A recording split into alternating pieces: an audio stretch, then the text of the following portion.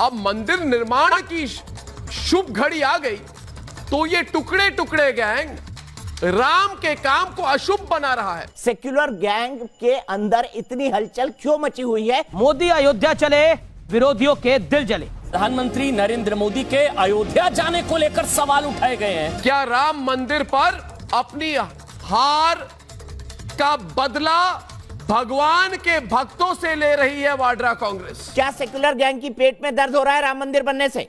जो राम का नहीं वो राष्ट्र का नहीं। त्योहार करीब आते ही मस्जिदों में फिर से सामूहिक नमाज पढ़ने की मांग जोर पकड़ने लगी है। योगी सरकार ने ईद के लिए किसी भी तरह की रियायत देने से इनकार कर दिया है और ये कहा कि ये आपकी खाला की सरकार नहीं है। लेकिन कुछ लोग हैं जो सामूहिक नमाज और कुर्बानी पर अड़े हुए हैं।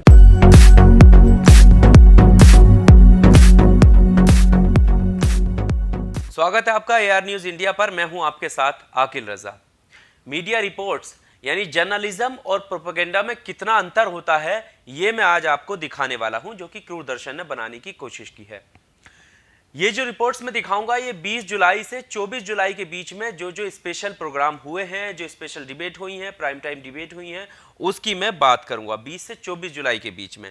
ऐसे में जब बकरीद आने वाली है हाल ही में और 5 अगस्त को आने वाली 5 अगस्त को राम मंदिर का उद्घाटन होना है, वहां पर प्रधानमंत्री मोदी जाने वाले हैं, ऐसी खबरें भी सामने आ रही हैं। कई तरह की चीजें। इसके अलावा कोरोना संक्रमण की स्थिति बिगड़ती जा रही है। कोरोना संक्रमण तेजी से बढ़ रहा है देश में और मरीज बढ़ रहे हैं। अस्पतालों की हालत क्या है, किसानों के क्या मुद्दे हैं, इन सारी चीजों को लेकर मीडिया का जो एजेंडा है, प्रोपेगेंडा है, मीडिया का प्रोपेगेंडा और असल पत्रकारिता में कितना अंतर होता है ये आपके सामने रखने वाला हूं। सबसे पहले मीडिया का प्रोपेगेंडा देख लीजिए।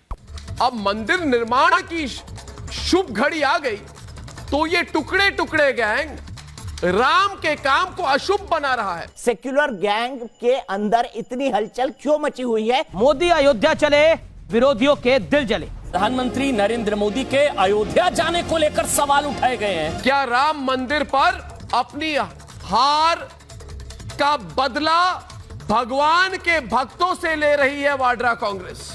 शरद पवार साहब कह रहे हैं कि भाई मंदिर बनने से कोरोना थोड़ी ना खत्म हो जाएगा। क्या सेक्युलर गैंग की पेट में दर्द हो रहा है राम मंदिर बनने से? जो राम का नहीं वो राष्ट्र का नहीं। अब आपको बताते हैं कि जर्नलिज्म क्या होता है। जर्नलिज्म क्या होता है ये भी 20 से 24 जुलाई की स्पेशल प्राइम टाइम शो की क्लिप है जो मैं आप तक पहुंचाना चाह रहा हूं। सुन लीजिए। यह इसलिए बताया कि आप यह न समझें कि राम मंदिर के शिलान्यास पर न्यूज चैनलों में घंटों कार्यक्रम हो रहे हैं या होंगे, तो मैं उनके विकल्प के रूप में किसानों का मुद्दा दिखा रहा हूं। मैं ये जानता हूं कि किसानों के लिए भी मंदिर के शिलान्यास का मुद्दा उनके अपने मुद्दे से बड़ा मुद्दा है और यह मुद्दा उसी तरह से प्रभावित करेगा उन्हें जैसे दूसरों को करेगा। यह भी जानता हूं कि किसानों के मुद्दों से कोई दूसरा तबका प्रभावित नहीं होगा। यह नहीं जान सका कि किसान दूसरों के मुद्दों से प्रभावित होते हैं, तो दूसरे किसानों के मुद्दों से क्यों नहीं प्रभावित होते हैं। लोगों को यह नहीं लगता कि सरकार कुछ कर रही है या नहीं, लेकिन आजकल सबको यही लगता है कि मीडिया दिखा रहा है या नहीं। यह कहने के बाद या यह लगने के बाद सब वही देखने बैठ जाते हैं जो मीडिया दिखा रहा होता है। इसके बाद मीडिया की वो रिपोर्ट देखिए जिसमें हिंदू फोबिया, ईद का जिक्र किया है और किस तरह से पत्रकार की लैंग्वेज जिसमें वो खाला जैसे शब्द का इस्तेमाल कर रहे हैं कि योगी ने इस तरह का स्टेटमेंट दिया है। उनकी भाषा से ये लगता है कि वो किस तरह से टारगेट करने की कोशिश कर रहे हैं। देख लीजिए।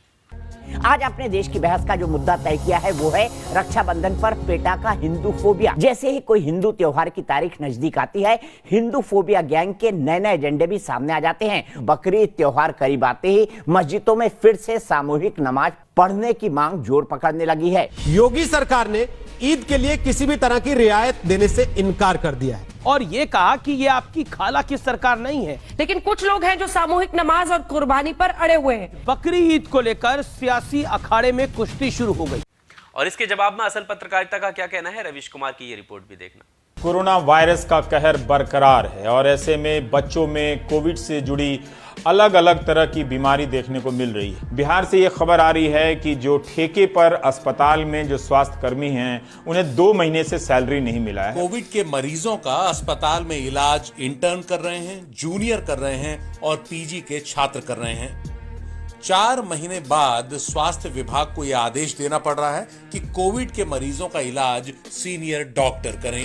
पूर्णिया में कोविड-19 का मरीज स्ट्रेचर पर पड़ा है, उसके आसपास लोगों की भीड़ है।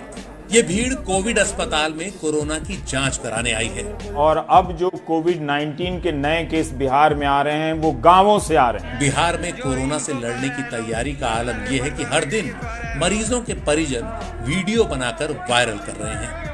इसके अलावा दूसरा हिस्सा क्या है? अपोजिशन को टारगेट करना।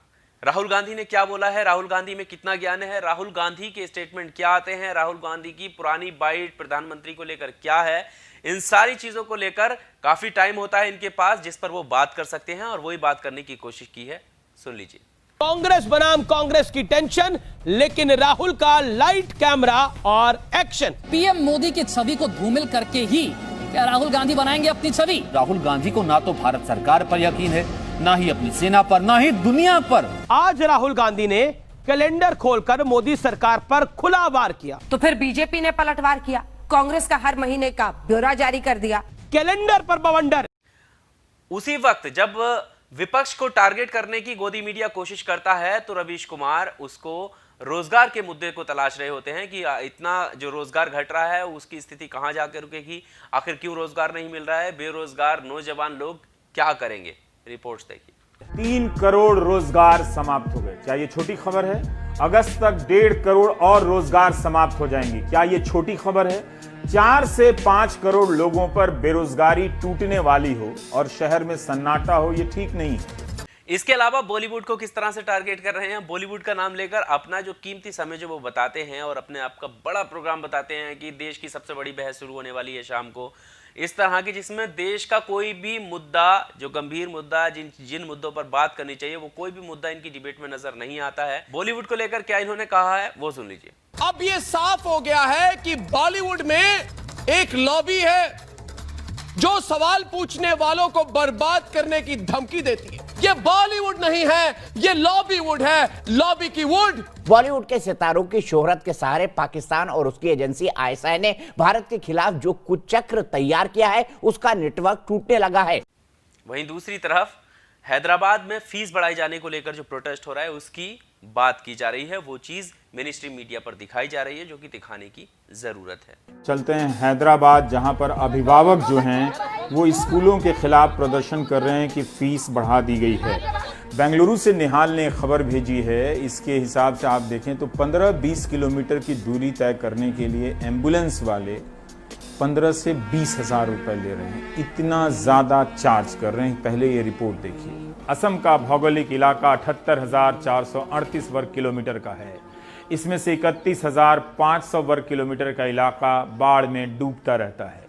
पूरे असम का करीब 40% हिस्सा, 25 लाख से ज्यादा लोगों पर इसका सीधा असर पड़ा है। और सबसे आखिरी दाव पेज जहां पर लगता है कि इसके अलावा तो कहीं जाने की जरूरत ही नहीं है, यहां पर आलोचना की भी कोई गुंजाइश नहीं होती है। जो आलोचना करता है वो टुकड़े टुकड़े गैंग, वो किस तरह से देश विरोधी हो जाता है, यहां तक कि राम को लेकर और राष्ट्रभक्ति को लेकर किस तरह से गठजोड़ करने की कोशिश मेन स्ट्रीम मीडिया कर रहा है, वो भी आप देख लीजिए।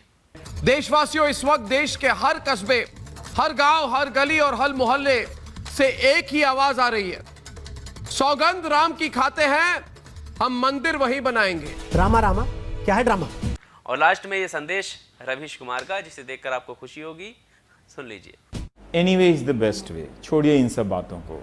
जब मीडिया का सिस्टम कोलैप्स कर जाता है तो लोकतंत्र में बोलने का, उसके जरिए सरकारों को आगाह करने का सिस्टम ध्वस्त हो जाता है। तो जो वीडियो आपने देखी वो 20 से 24 जुलाई के बीच में हुए प्रोग्रामों की क्लिप थी, जो बीच बीच में से कट करके दूरदर्शन ने बड़े अच्छे से दिखाने की कोशिश की है। हमें लगा कि ये आप लोगों तक पहुंचनी चाहिए, इसलिए हमने भी इसको समझाते हुए बताने की कोशिश की है। आपको क्या लगता है कि किस तरह से ऐसे वक्त में जब कोरोना का संक्रमण देश में बढ़ रहा है, बकरीद आ रही है, उधर राम मंदिर की बात चल रही है, और इसमें किस तरह से प्रोपेगेंडा चलाने की कोशिश की जा रही है गोदी मीडिया के द्वारा, वो हमने आपके सामने रखी है। वहीं दूसरी तरफ उन्हीं दिनों में यानी 20 से 24 जुलाई के जो दिन हैं, इनमें 4 दिनों में किस तरह की डिबेट एनडीटीवी पर चली है, उसके कुछ उदाहरण भी हमने आपके सामने रखे हैं। जरूरत किस चीज की है ये आप सोचिए, समझिए खुद से, और अगर अच्छा लगे अपनी राय देना तो कमेंट बॉक्स का इस्तेमाल करिए और कमेंट बॉक्स में आकर लिखिए और यह भी लिखिए कि किसकी पत्रकारिता आपको बेहतर लगती है और किसकी पत्रकारिता में एजेंडा आपको नजर आता है। अगर आप चैनल पर पहली बार आए हैं तो चैनल को सब्सक्राइब करना भी ना भूलें। बहुत बहुत शुक्रिया।